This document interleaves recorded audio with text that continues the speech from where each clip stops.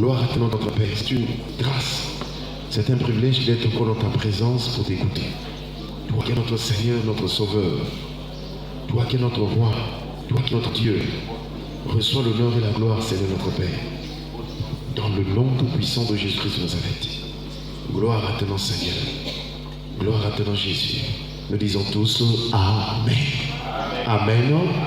Voilà. En tout cas, le Seigneur est en train de nous parler de beaucoup de choses. Nous sommes partis donc de l'olivier et nous en sommes arrivés sur les caractéristiques de l'olivier, parmi lesquelles nous voyons donc l'olivier produit des olives et par les olives nous avons de l'huile.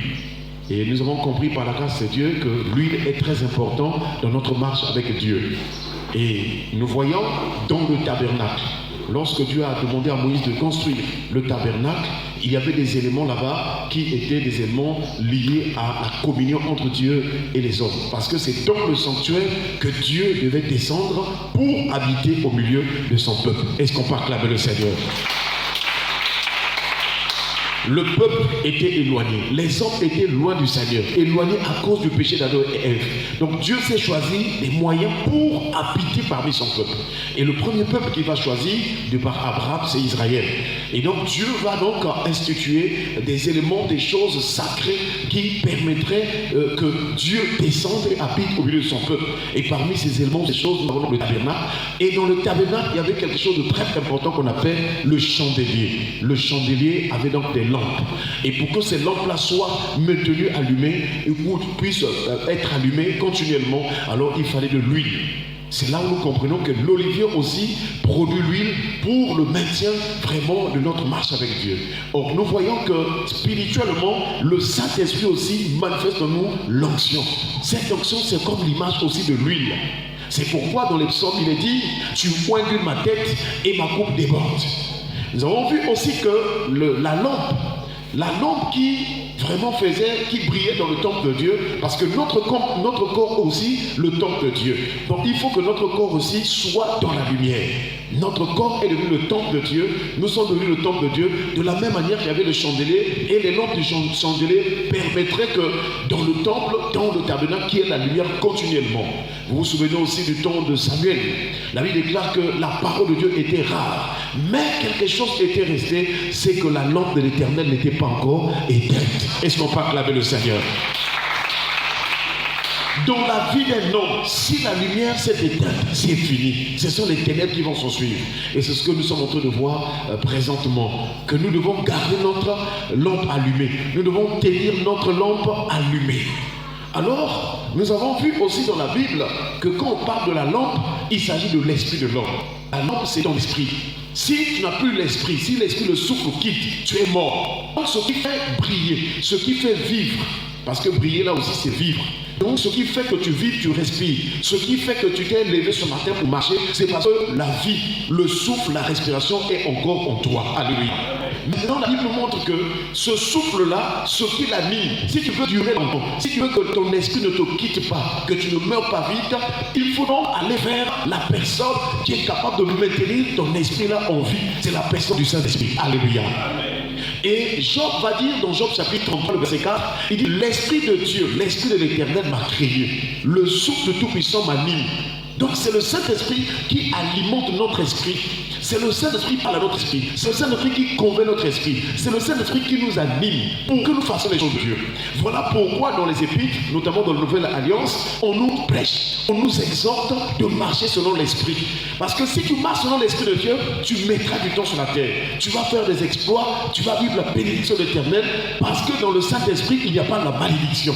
Dans le Saint-Esprit, il n'y a pas de blocage. Si tu marches selon l'Esprit, la puissance du Saint-Esprit te délivrera de tous les obstacles, de tous les blocages, de tous les liens de la famille, de toutes les malédictions, et tu vivras le bonheur et la grâce au nom de Jésus. Frères et sœurs, tu as besoin que ta lampe soit allumée. Tu as besoin que ton esprit puisse avoir la vie, puisse vraiment veiller. Il faut l'œuvre du Saint-Esprit. Donc l'onction du Saint-Esprit, c'est l'image de cette huile-là qui nous donne la puissance, qui nous donne de vivre la gloire de Dieu. Tous ceux qui ont été oints dans la Bible, tous ceux qui avaient l'onction, ils ont fait des exploits. Même quand ils étaient en face de l'ennemi, des adversaires. Nous prenons souvent le témoignage de Samson. Samson était fort, mais cette force-là n'était pas naturelle, c'était une force qui venait de Dieu. Parce que c'est sur la base de l'œuvre du Saint-Esprit. Comme l'Esprit de Dieu saisissait Samson, alors même s'il y avait 1000 Philistins là-bas, il devait les abattre. Si tu as l'onction du Saint-Esprit, tu vas vaincre tout ce que tu vas rencontrer dans ta vie. Si tu as l'onction du Saint-Esprit, tu vas évoluer. Tout ce que tu vas faire va réussir. Parce que l'onction du Saint-Esprit, c'est une puissance qui est au-dessus de toutes les puissances. Est-ce qu'on peut acclamer le Seigneur? Donc le signe que ta lampe est allumée, c'est être conduit par l'Esprit de Dieu. Maintenant, on a vu que la lampe, c'est l'image aussi de la conduite de l'homme. C'est l'image de la vie de l'homme, c'est l'image de la conduite de l'homme. Donc toute personne qui a une mauvaise conduite, sa lampe s'éteint. Mais toute personne qui a une bonne conduite, sa lampe vraiment va être en bon état et sa vie va aller bon train par la grâce du Seigneur. Telles sont les paroles que nous sommes en train de voir, que ce soit dans les proverbes et aussi dans d'autres textes bibliques. Jusqu'à hier, nous en étions arrivés donc à ce texte biblique, Proverbes chapitre 24, le verset 20 par exemple. Proverbes chapitre 24, le verset 20, il est écrit: car il n'y a point d'avenir pour celui qui fait le mal. La lampe des méchants s'éteint. Il n'y a point d'avenir. L'avenir, c'est ce qui va arriver. L'avenir, c'est le lendemain. Et ici, on dit que pour celui qui fait le mal, pour celui qui va dans le péché, pour celui qui va dans les boîtes, pour celui qui va dans la boisson, pour celui qui vit la fornication, pour celui qui vit dans le mensonge, pour celui qui ne veut pas obéir à la parole de Dieu, la Bible déclare qu'il n'y a point d'avenir. Voilà pourquoi, par ce passage, nous comprenons que l'avenir, ce n'est pas quelque chose que forcément toi-même tu vas voir parce que tu penses. Non. L'avenir, c'est Dieu qui l'accorde. L'avenir, c'est le bonheur. C'est quelque chose qui viendra. Mais qui connaît le lendemain? C'est la personne de Dieu. Donc, pour que tu puisses avoir un lendemain meilleur, un avenir béni, il faut que tu ailles vers celui qui connaît toutes choses. C'est la personne de Dieu. C'est lui qui appelle les choses qui n'existent pas comme si elles étaient. Ce que tu n'as pas encore vu dans ta vie, Dieu est capable de te l'accorder. Alléluia. Et c'est pourquoi il a dit à Israël: les projets que j'ai formés sur vous ou pour vous sont des projets de paix et non de malheur, pour vous donner un avenir et de l'espérance. Est-ce qu'on peut acclamer le Seigneur? Donc l'avenir, c'est Dieu qui donne.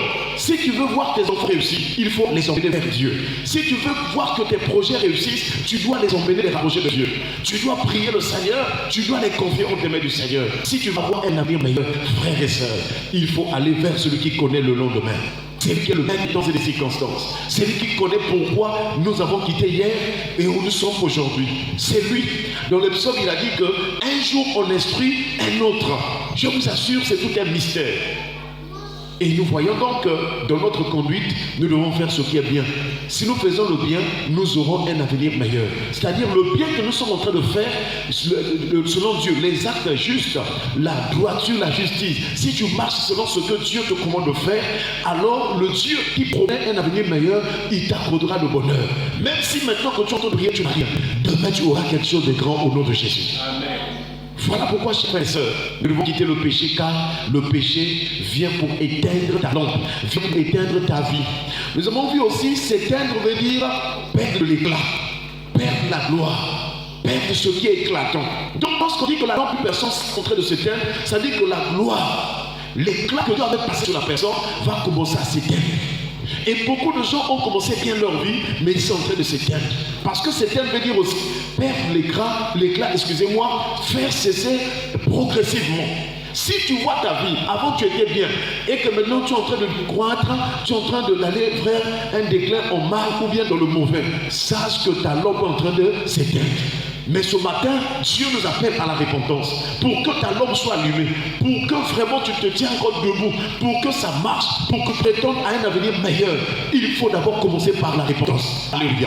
Puisque c'est le péché qui vient éteindre ta lampe, tu vas d'abord aller vers Dieu. Aujourd'hui, beaucoup d'églises ne prêchent plus la repentance. Beaucoup de serviteurs ne prêchent plus la repentance. Mais c'est la repentance qui nous permet de retourner vers Dieu. C'est par la repentance, frères et sœurs. La sanctification nous permet de vivre avec Dieu parce que Dieu est saint. L'apôtre Pierre a dit: mais puisque celui qui vous appelle est saint, vous aussi soyez saints dans toute votre conduite. Selon qu'il est écrit: vous serez saints car je suis saint. Est-ce qu'on peut acclamer le Seigneur? Donc voilà encore le signe que ta lampe allumée, c'est la sanctification, la sainteté. Et la sanctification, c'est s'abstenir des choses du monde. Tu ne dois plus voler, tu ne dois plus mettre les choses du monde, tu ne dois plus t'habiller comme le monde, tu ne dois plus mettre les mèches, les vernis, les beautés cosmétiques, les sirènes. Tu ne dois plus les mettre. Parce que ça vient, tu te dis que tu te fais belle, mais spirituellement, tu es en train d'ajouter des démons dans ta vie. Je vous assure, la vraie beauté, c'est la beauté naturelle. Toutes les femmes, toutes les gens qui mettent les choses là, les bijoutages là, entre guillemets, je vous assure, vous mettez les démons sur vous. Ça ne marchera pas. Même si tu te maries un temps, le diable va ruiner ce mariage-là. Même si tu le travailles un temps, il va détruire cela. Et en plus, il va détruire ta santé. Il va détruire ta santé et tu étais en bonne santé. Tu vas commencer à perdre la santé jusqu'à mourir. Parce que tu es en train de mettre les choses du diable. Jésus a dit, le prince de ce monde vient, il n'a rien en moi. Frères et sœurs, ce sont des vérités qu'aujourd'hui, beaucoup de chrétiens ne l'acceptent pas. Beaucoup de pasteurs se disent, non, il faut te faire belle. Quelle belle? Quelle beauté? La meilleure des beautés, c'est ce qui est naturel. Si Dieu avait envie de créer des gens avec les mèches, il aurait fait cela, il est tout puissant. S'il avait besoin que les gens naissent avec les vernis, il aurait fait. Toutes ces choses viennent du monde. Et quand tu les mets, comme ces choses ont une source diabolique, tu es en train de détruire ta vie, tu es en train de faire éteindre ta lampe. Va lire Ésaïe chapitre 3, versets 16 à 24. Dieu a expliqué comment il a frappé les gens d'infection. Donc il y a des maladies que vous voyez aujourd'hui. Les femmes souffrent de beaucoup de maladies d'infection. Ça vient de ces beautés-là. Ça, il est déjà dans la Bible. Il n'y a rien qui soit sous le soleil. Dieu avait tout dit. Mais comme les gens ne lisent pas la parole de Dieu, ils ne peuvent pas se rendre compte que telle chose est du diable. Ils ne se rendent pas compte parce que déjà la lumière de la parole n'est pas en eux. Mais que le Seigneur nous éclaire au nom de Jésus. Amen. Pour terminer, chers frères et sœurs, nous voyons donc disparaître aussi, ça veut dire mourir. S'éteindre aussi, ça veut dire mourir. Si tu n'obéis pas à la voix de Dieu, si tu continues le péché, la Bible déclare le salaire du péché, c'est quoi? C'est la mort. Que tu sois pasteur, que tu sois prêtre, qui que tu sois, si tu vis volontairement dans le péché, tu ne veux pas obéir à la parole de Dieu, ce qui va s'en suivre, c'est la mort. Attention, frères et sœurs. Que Dieu nous aide à obéir à la parole de Dieu pour demeurer jusqu'à ce que le jour du Seigneur viendra pour que nous quittions cette terre. Nous devons aspirer donc aussi à l'enlèvement. Donc, s'éteindre, quand on dit que la lampe d'une personne s'est éteinte, ça veut dire que cette personne est morte. L'esprit, son esprit a quitté en lui. L'homme intérieur a quitté en lui et la personne n'est plus. Dans Job chapitre 8, verset 22, il est écrit: tes ennemis seront couverts de honte. La tente des méchants disparaîtra. Donc quand vous entendez la Bible, on dit disparaîtra ou bien s'éteindre. C'est aussi la mort. C'est-à-dire la personne est partie, on ne peut plus la revoir. Et dans Proverbe chapitre 10, verset 25, pour terminer, il est écrit: comme passe le tourbillon. Proverbe chapitre 10, verset 25. Comme passe le tourbillon, ainsi disparaît le méchant. Mais le juste a des fondements éternels. Est-ce qu'on peut acclamer le Seigneur? Disparaître ou mourir ici, il y a deux types de morts. Deux types de morts. C'est vrai que les gens disent qu'il y a trois types de morts, je vais expliquer. Il y a deux types de morts. Le premier type de mort, c'est lorsque nous sommes sur la terre, nous mourons. Et sur la terre, il y a deux types de morts. Donc le premier type de mort, c'est ne pas avoir la communion avec Dieu. Si ton esprit n'est pas en communion avec Dieu, quoi que tu manges, tu marches, tu parles, tu ris, tu danses. Mais comme ton esprit n'est pas en communion avec Dieu, tu es séparé de Dieu, ça veut dire que tu es mort spirituellement. Donc la majorité de nos amis, de nos connaissances, des membres de nos familles, ceux qui ne prient pas, qui n'ont pas reçu Jésus comme Seigneur et Sauveur, parce que c'est Jésus la lumière, c'est Jésus la vie, alors ils sont morts. Ils peuvent avoir des voitures, ils peuvent avoir tout l'argent, mais comme ils n'ont pas la vie de Dieu en eux, ils sont morts. Ça, c'est le premier type de mort pendant que la personne est sur la terre. Le deuxième type de mort pendant que nous sommes sur la terre, c'est lorsque notre homme intérieur, c'est-à-dire ton âme, te quitte. C'est là où nous voyons, on va enterrer les gens à Makana, on va enterrer les gens dans les cimetières. Ça, c'est le deuxième type de mort pendant que nous sommes sur la terre. Mais non, il y a une autre mort que les gens ne cherchent pas à savoir. On l'appelle la mort éternelle. C'est-à-dire ton âme va aller dans le feu. Ta vie, parce que ta vie c'est ce qui est à l'intérieur. Mais le jour où tu vas quitter cette terre, mais ta vie là spirituelle, ton homme intérieur va sortir. il sera dans le monde spirituel. Maintenant, dans ce monde spirituel-là, il y a le côté de Dieu qu'on appelle le paradis et il y a le côté de l'enfer qu'on appelle les souffrances et on appelle aussi les temps de feu. Alléluia. Donc, lorsque Dieu nous donne la parole, c'est pour nous préparer à ce que notre âme n'aille plus dans le feu. Parce que la vie sur la terre passera, mais dans l'au-delà, où est-ce que ton âme ira? Et c'est maintenant que tu dois te préparer en faisant le bien, en obéissant la parole de Dieu, en quittant le péché, pour que si tu quittes cette terre, ton âme soit dans le paradis. Alléluia. Frères et sœurs, que le Seigneur nous aide à comprendre ces choses. Parce qu'il y a des démons parfois qui bouchent les oreilles des hommes pour qu'ils n'écoutent pas la parole. Mais toi qui as la grâce d'écouter la vérité, que le Seigneur te donne d'entendre, d'écouter la voix du Seigneur et que tu marches à sa suite au nom de Jésus. Que le Seigneur nous aide afin que notre lampe ne soit pas éteinte, mais que nous soyons de ceux-là, frères et sœurs, qui auront des lampes allumées. Vous savez, pour aller au ciel, il faut avoir la lampe allumée. Voilà pourquoi dans la parabole des 10 vierges, Matthieu chapitre 25, la Bible explique cela. Que la nuit, quand on s'est écrié, voici l'époux. Donc Jésus est venu.